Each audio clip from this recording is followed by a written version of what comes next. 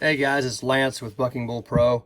I want to go over something with you guys. There's a super common issue that we see in bucking dummies, and it's the battery. And it's not that the batteries are bad or the batteries are the wrong battery or whatever the case is.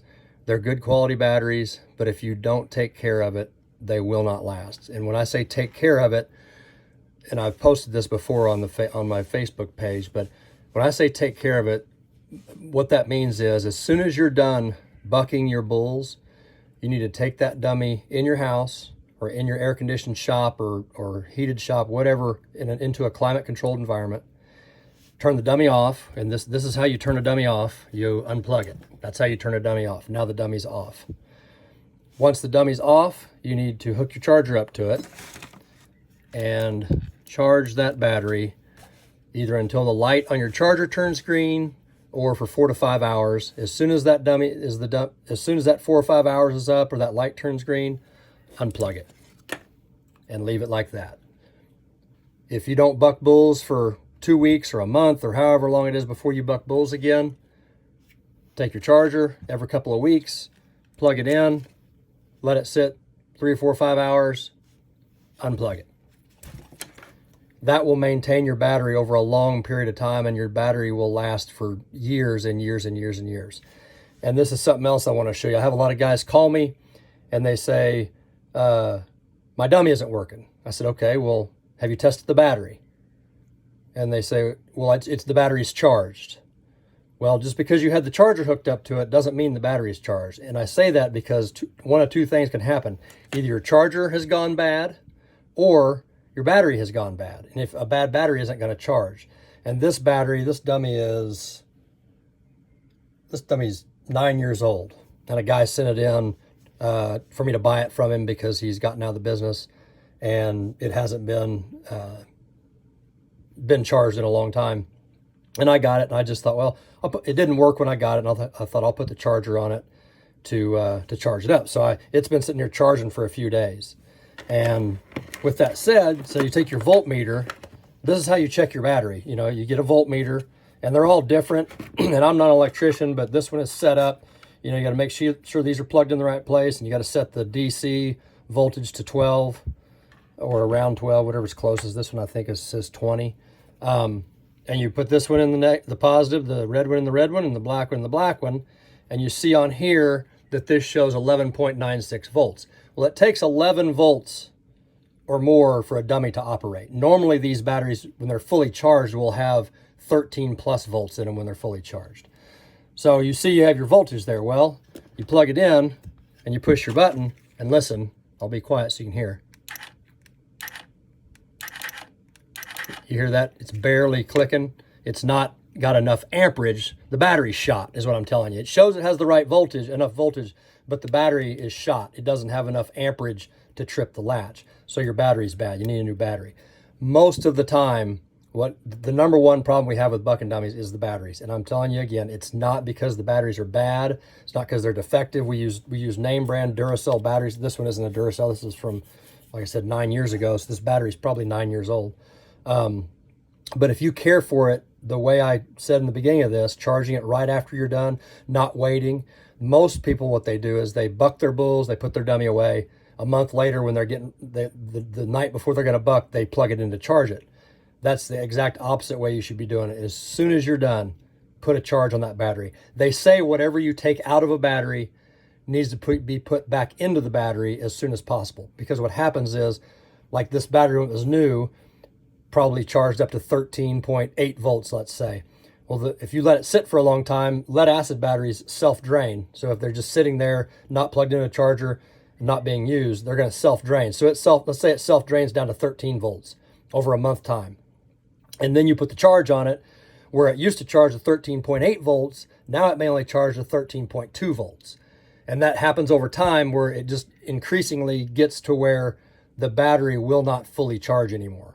And it drops cells and other things happen. I'm not a battery expert, but from the research I've done, that's basically what happens. So the most important thing, climate-controlled environment, charge your battery immediately after use for 4 to 5 hours, unplug the charger. And the reason I say unplug the charger, you can, in theory, leave the charger plugged in all the time, 24 hours a day, 7 days a week.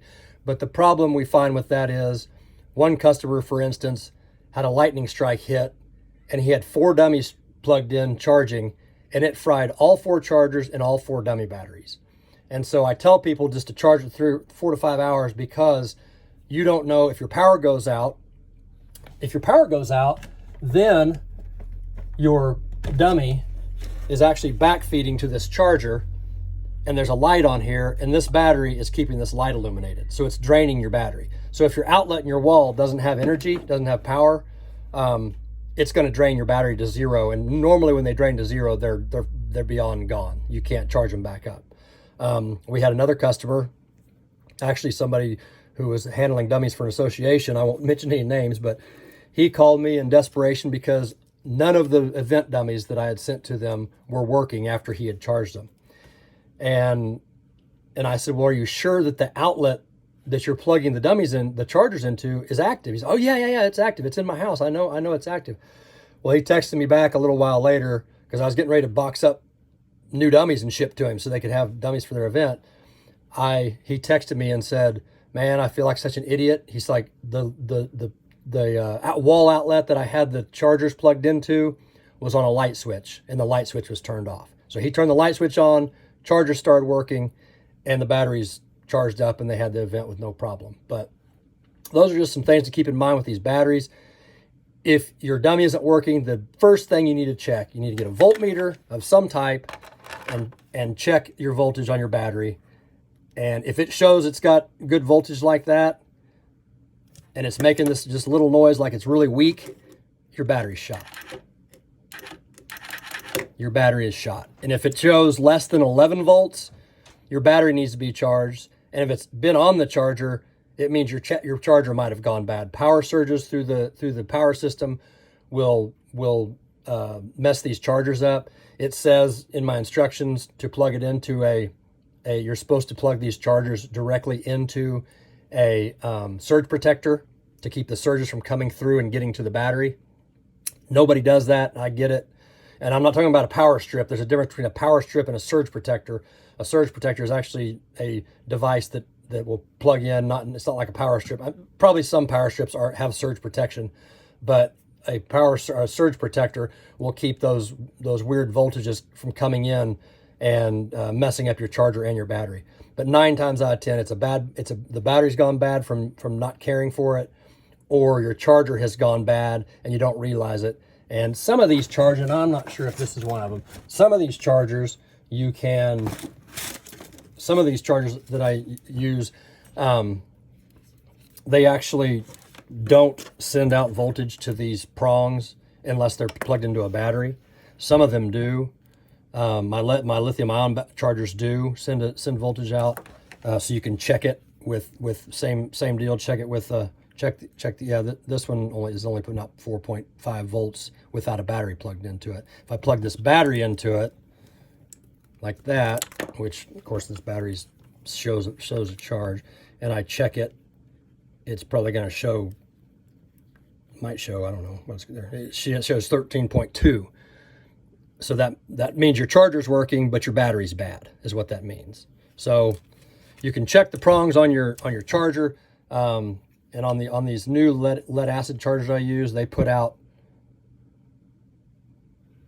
about 4.6 volts, 4.8 when it's going up there. That's climbing up, so it might climb up to 13 after we sit here for a minute. But that tells me that this charger is working. Okay. If it was to read 0, then obviously you're not getting any output from your charger, so your charger's not working. So those are just some ways for you to be able to diagnose your battery issues at home and save you shipping me a dummy. I get a lot of dummies back, and the only thing wrong with the dummy is the battery. And 9 times out of 10, the charger, there's nothing wrong with the charger. The charger's fine. They've just let it sit for so long without putting a charge on it that the cells have gone dead in the battery. And it's expensive. You know, it's $60, $50, $60 to ship me a dummy. And then I got to ship it back to you for $50, $60, plus put a new battery in it.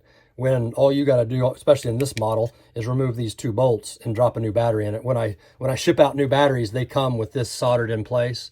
So all you got to do is drop that battery in, And anyway, I just want to go through a little tutorial while I was thinking about it with this dummy sitting here, and I've got a shelf now above my workbench, so I can kind of do some videos like this for you guys, and hope this helps save some people some time and money. I realize these batteries are not easy to find. You can go on our website and buy them directly, and I'll ship it to you.